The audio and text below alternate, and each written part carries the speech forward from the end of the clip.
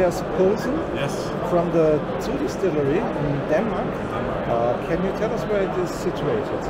Yeah, so we are in the region of Thy in the northwestern part of Denmark, the very outskirts of Denmark, a small region called Thy, also known as Cold Hawaii, actually. They have a big national park and there's excellent surf at the sea. And can you tell us a little bit about the distillery, how big it is, who runs it? Yeah, so we are a small family-owned single estate distillery. And by single estate we mean that we are actually an organic farm. We have 200 cows for dairy, for milking, and we grow 500 hectares of fields for the grain. So the grain goes in the whiskey. So the whiskey is 100% my own grain. We have the entire production of the whiskey on site, meaning I do all of the malting, all of the brewing, distilling, warehouse, bottling, everything is done on site. So it's a small closed loop. So that's the true meaning of from field to bottle, right? That's, to me that is, yes, absolutely. So, and when did you start producing whiskey? So we started making whiskey 11 years ago. The first 5 years was as a hobby. And only 4 years ago we started really scaling up.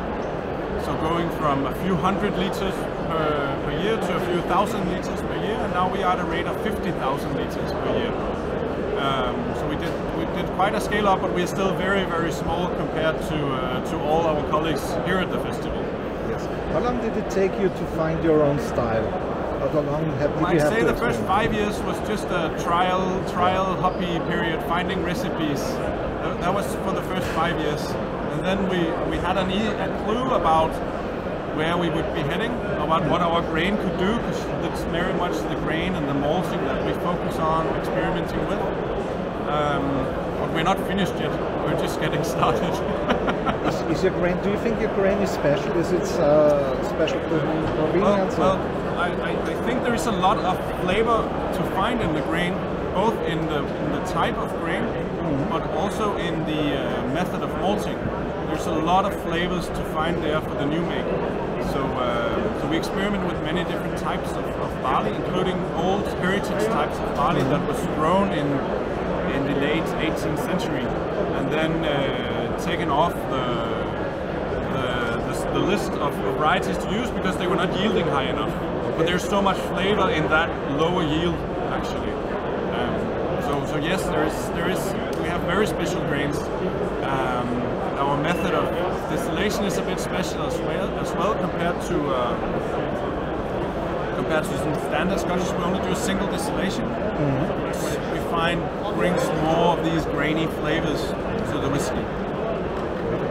How would you describe your whiskeys then?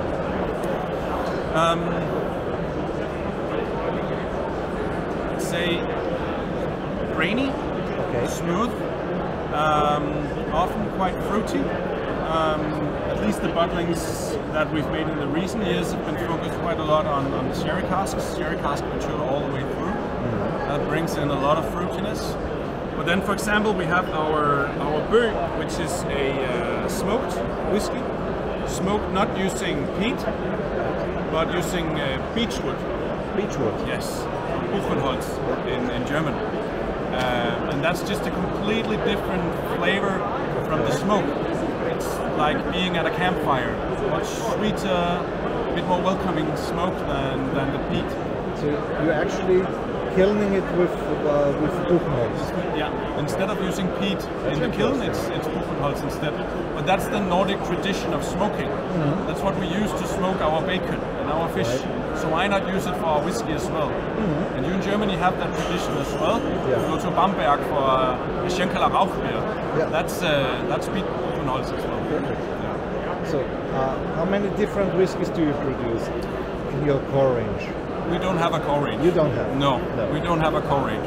We do limited editions only. We bottle only 4, 5, 6,000 bottles per year total.